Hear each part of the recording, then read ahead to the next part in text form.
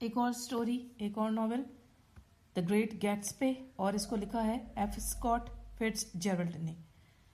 اس میں اور پہلے والی کہانی میں پہلا فرق تو یہی ہے کہ وہ ایک برٹش آتھر نے لکھی تھی اور یہ ایک امریکن آتھر نے لکھی ہے. تو اس کہانی کو پہلے سمجھنے کی کیا ہے، پھر مزید باتیں کریں گے. دا گریٹ گیٹسبے، یہ نام جو کہانی کا رکھا گیا ہے، جو اس کہانی کا پروٹیگونسٹ ہے، یعنی کہ جو مین کردار ہے وہ گیٹسبے ہی ہے. جے گیٹسبے، اسی کے نام پہ اس کہانی کو رکھا گیا ہے. کہانی یہ ہے کہ نک نام کا ایک لڑکا جو لانگ آئلینڈ میں رہائش اختیار کرتا ہے، وہ اپنا یعنی لانگ آئلینڈ ایک کام سی جگہ ہے، تو وہاں سارے امیر لوگ رہتے ہیں. وہ وہاں جا کے شفٹ ہو جاتا ہے اور اس کے ساتھ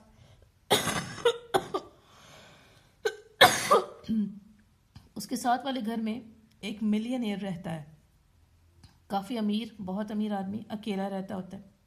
ایوری ویکینڈ وہ امیر آدمی پارٹیز تھرو کرتا ہے، یعنی کہ پارٹیز ارینج کرتا ہے اپنے گھر میں، اور لوگ آتے ہیں اور پارٹیز انجوائے کرتے ہیں.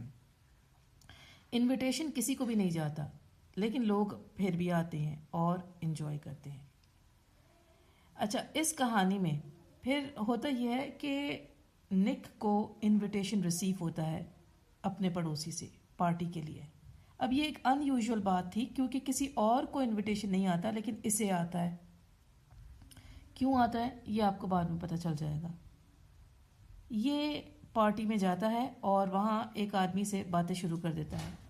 باتوں کے دوران اسے اندازہ ہوتا ہے کہ جس آدمی سے یہ بات کر رہا ہوتا ہے وہ جے گیٹسبے ہی ہے، یعنی کہ وہی پڑوسی ہے اس کا، وہ اونر ہے اس گھر کا. تو جب یہ اس سے بات کرتا ہے اور اسے پتہ لگ جاتا ہے اینڈ پہ کہ یہ جے گیٹسبے ہے، تو خیر وہ دونوں کی آپس میں تھوڑی سی ایک گفتگو سٹارٹ ہو جاتی ہے. اب ہوتا کچھ یوں ہے کہ اسی دوران جو نک نام کا یہ لڑکا ہے، یہ اپنی کزن سے بھی ملتا ہے، ڈیزی، جو کہ ایسٹ ایگ، لانگ آئلینڈ میں دو علاقے ہوتے ہیں، ایک ویسٹ ایگ ہے اور ایک ایسٹ ایگ ہے. وہ ایسٹ ایگ میں رہتی ہے، لانگ آئلینڈ پہ ہی رہتی ہے مگر ایسٹ ایگ میں رہتی ہے، اور وہ میرڈ ہوتی ہے، اس نے شادی کی بھی ہوتی ہے ٹام نام کے ایک لڑکے سے، آدمی سے، لڑکا نہیں. اچھا، اسی دوران اب جو گیٹسبے ہے، وہ جارڈن بیکر، اس کی ایک فرینڈ ہوتی ہے، اس کو کہتا ہے کہ تم ایک لنچ ارینج کرو نک کے ساتھ، یعنی تم ایک نک کے ساتھ جو ہے وہ ایک میٹنگ اپنی ہی کہتی ہے ارینج کرو، اور اسے سچویشن کے بارے میں آگاہ کرو، ساری سچویشن کا. کون سی سچویشن؟ جو اب وہ اس کو سنائے گی، کیونکہ جارڈن بیکر جو ہے وہ تینوں کو بڑے اچھے طریقے سے جانتی ہوتی ہے. جے گیٹسبے کو بھی جانتی ہے، وہ بالکل کلوز ہے ڈیزی کے بھی، اور وہ نک کو بھی بہت اچھے طریقے سے جانتی ہے.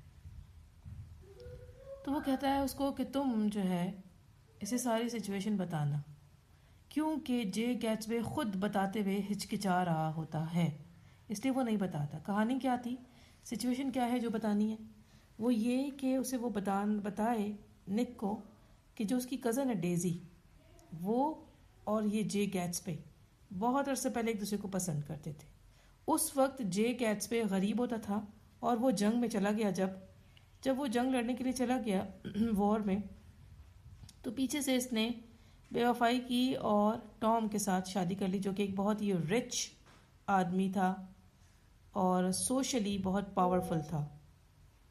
اور چونکہ اس سے شادی کرنے پہ اس کی لائف لگژریس ہو گئی تھی اور ایک سیکیورٹی بھی اس کو مل گئی تھی، تو اس لیے فائنینشیل سیکیورٹی، اس لیے وہ بڑی خوشی خوشی اس سے شادی کر لیتی. جب گیٹسبے کو پتہ لگتا ہے تو وہ اس کی تلاش جاری رکھتا ہے کہ وہ ڈھونڈے اسے، اور اس کی خواہش ہوتی ہے کہ وہ اتنا پیسہ کمائے کہ جب وہ ملے تو یہ واپس اس کے پاس آ جائے. اس کا پیسہ دیکھ کے بہت خوب پیسہ کماتا ہے وہ، اور وہ جو پیسہ کماتا ہے وہ انلیگل ذریعوں سے کماتا ہے.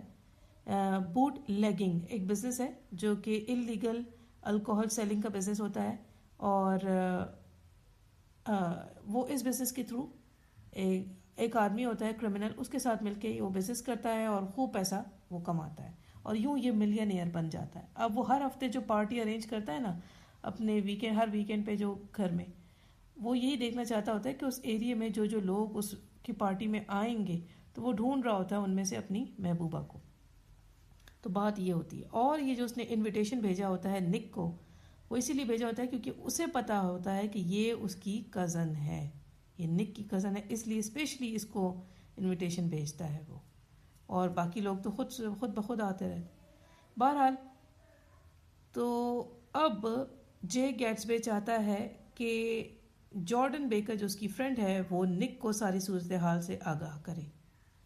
نک میٹنگ ارینج کرتی ہے اور اس کو بتاتی ہے. اب جو نک ہے اس کو ساری حقیقت پتہ لگ جاتی ہے، وہ ڈیزی کا کزن ہے. اب جے گیٹسبے جو ہے وہ چاہتا ہوتا ہے کہ نک جو ہے وہ گیٹسبے کی اور ڈیزی کی ایک میٹنگ کروا دے، یعنی ان کو ملوا دے. نک ایسا کر لیتا ہے. جب وہ ان دونوں کی میٹنگ ارینج کرواتا ہے، اس دوران جو ٹام ہوتا ہے ڈیزی کا ہسبینڈ، وہ بھی کچھ نوٹ آبزرو کرنا شروع کر دیتا ہے کہ ان دونوں کا بیہیویئر کافی چینج ہو رہا ہے، گیٹسبے کا بھی اور ڈیزی کا بھی. تو وہ آبزرو کرتا ہے اور جب اسے فیلنگ اس طرح کی آنے لگتی ہے کہ ان کے درمیان کوئی ریلیشن شپ ہے، تو وہ بھی اسی ہوٹل میں پہنچ جاتا ہے جہاں پر ان لوگوں کی گفتگو ہو رہی ہوتی ہے، مطلب جہاں پر وہ لوگ بات چیت کرتے ہیں. وہ آتا ہے اور لڑائی ہوتی ہے، ان دونوں کی کوئی آپس میں بحث ہوتی ہے. اس دوران ڈیزی جو ہے وہ غصے میں شی ٹیکس گیٹسبیز کار، وہ اس کی گاڑی لیتی ہے اور وہ چلا کے نکل جاتی ہے. ساتھ میں اس کے ساتھ گیٹسبے بھی نکل جاتا ہے. راستے میں جو مسٹریس ہوتی ہے، ٹام کی مسٹریس، کیا نام تھا اس کا، میرٹل شاید نام تھا اس کا، وہ راستے میں گاڑی کے بیچ میں آ جاتی ہے، گاڑی میں آگے آ جاتی ہے اور وہ مر جاتی ہے. جب وہ مر جاتی ہے، وہ کیوں آتی ہے آگے، اس کا جواب میں آپ کو آگے جا کے دوں گی جب ہم ان کے کوشچنس ڈسکس کر رہے ہوں گے. بہرحال وہ بھی گاڑی کے آگے آتی ہے اور گاڑی کے آگے آ کے مر جاتی ہے اور ڈیزی کے ہاتھ سے یہ قتل ہو چکا ہوتا ہے. مگر جو جے گیٹسبے ہوتا ہے وہ اس قتل کا الزام اپنے اوپر لے لیتا ہے اور کہ میں گاڑی چلا رہا تھا، اور یوں ڈیزی بچ جاتی ہے، وہ اس کو بچا لیتا ہے. ڈیزی بڑی بے حس ہوتی ہے، وہ پیچھے ہو جاتی ہے خاموشی کے ساتھ.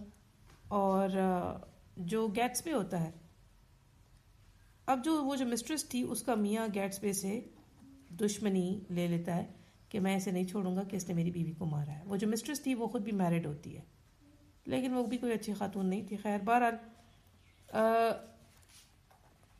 ان دونوں کی آپس میں وہ اس دشمنی شروع ہو جاتی ہے اور اس مسٹریس کا میاں جو ہے وہ گیٹسبے کو گولی مار دیتا ہے کہ تم نے میری بیوی کو قتل کیا تھا، یعنی میری بیوی کو مارا ہے تھرو ایکسیڈنٹ، تو میں تمہیں نہیں چھوڑوں گا. اس کو گولی مار دی اور بعد میں خود بھی اپنے آپ کو بھی گولی مار کے وہ بھی مر جاتا ہے. اب جو گیٹسبے کا جنازہ ہوتا ہے، اس کے جنازے پہ صرف اس کا باپ، اس کا فرینڈ نک جو کہ کزن ہے ڈیزی کا، اور کچھ اور لوگ بہت قریبی وہ آتے ہیں. نہ ڈیزی آتی ہے، نہ وہ تمام لوگ آتے ہیں جو اس کی پارٹی میں شامل ہوا کرتے تھے، اس کی پارٹی میں جو انجوائے کیا کرتے تھے، مزے کیا کرتے تھے. تو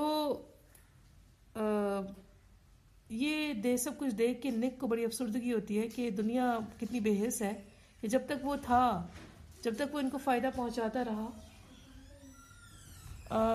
لوگ اس سے ملتے رہے، اور آج اس کے جنازے پہ کوئی بھی نہیں ہوتا. تو یہ سب کچھ دیکھ کے نک جو ہے وہ سب کچھ چھوڑ چھاڑ کے وہاں سے چلا جاتا ہے، لانگ آئیلینڈ ہی چھوڑ دیتا ہے. تو یہ ہے کہانی، اور اب اس کے بعد اس کے کوشچنس دیکھتے ہیں. اب اس کہانی کے کچھ سوالات ہیں جو اس چیپٹر کے اینڈ پر ہیں، ان کو دیکھ لیتے ہیں. پہلا سوال انہوں نے یہ پوچھا ہے کہ کیسے نک جو ہے وہ جے گیٹسبے سے ملا. نک وہی شخص ہے جو لانگ آئیلینڈ جا کے رہائش اختیار کر لیتا ہے، جے گیٹسبے کا پڑوسی ہوتا ہے، اور نک جو ہے وہ ڈیزی کا کزن بھی ہے. تو وہ اس کی ملاقات گیٹسبے سے کیسے ہوتی ہے؟ اس کی ملاقات اس سے اسی کی فیمس پارٹیز جو تھیں ان میں سے ایک پارٹی میں اس کی ملاقات ہوتی ہے اس سے.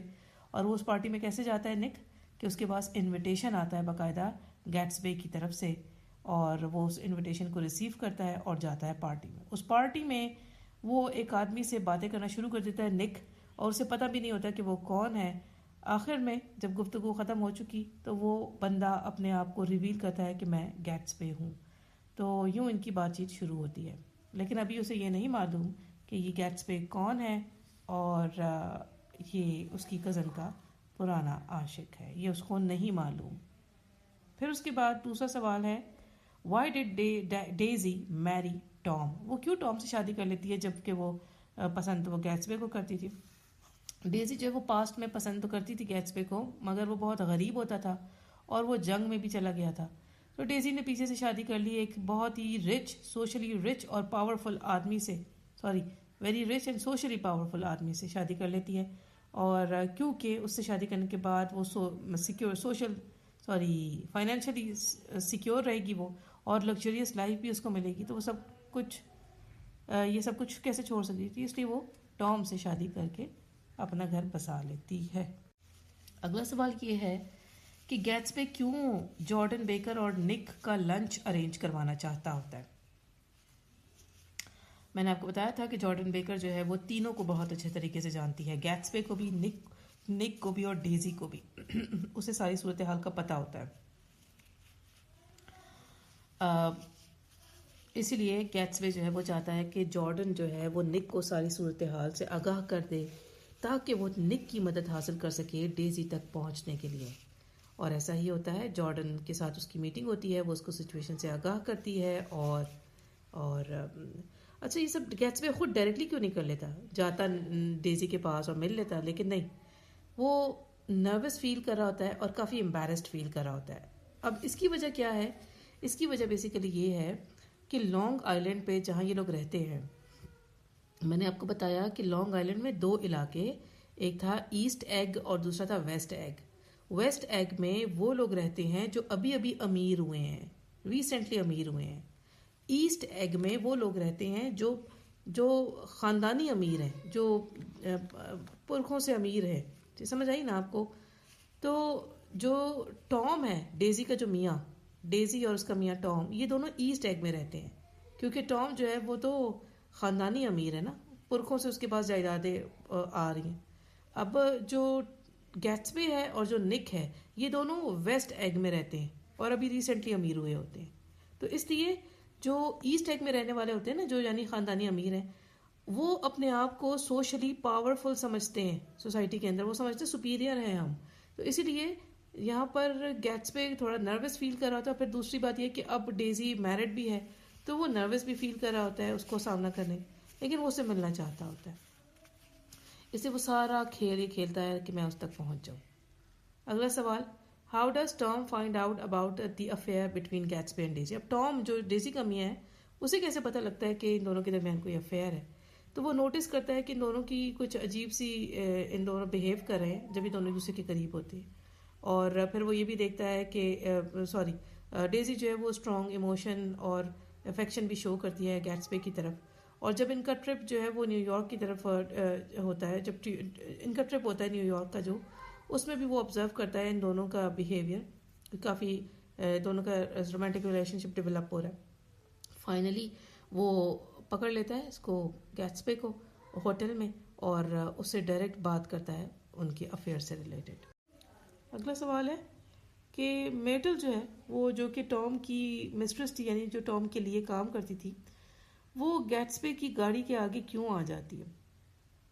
تو اس کا جواب یہ ہے کہ میٹل صاحبہ جو ہے وہ خود بھی میرڈ ہوتی ہیں لیکن اس کا افیئر چل رہا ہوتا ہے ٹام کے ساتھ, یعنی اپنے ہی مالک کے ساتھ, اور وہ پہلے ہی اپنے شوہر کو چھوڑنے کے لیے تیار بیٹھی ہوتی ہے.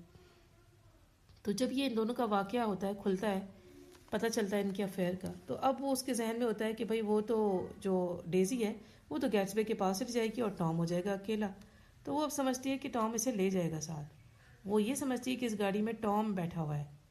تو اسی ہوش فہمی میں وہ گاڑی کی طرف بھاگتی ہے کہ وہ اس کو ساتھ لے جائے گا, مگر وہ تو گاڑی تیزی سے آتی ہے اور وہ ڈیزی چلا رہی ہوتی ہے, گاڑی ہٹ کرتی ہے اسے اور وہ مر جاتی ہے.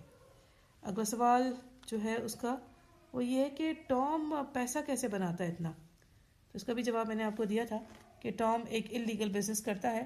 مایا وولفسہائم ایک کرمنل ہوتا ہے, اس کے ساتھ مل کر وہ بزنس کرتا ہے. اور کس چیز کا بزنس کرتا ہے؟ بوٹ لیگنگ کا, یعنی illegal selling of selling of illegal alcohol, جس کی ممانعت تھی بیچنے کی، وہ سے الکوہول بیچتا ہوتا ہے اور اس طرح وہ پیسہ کماتا ہے.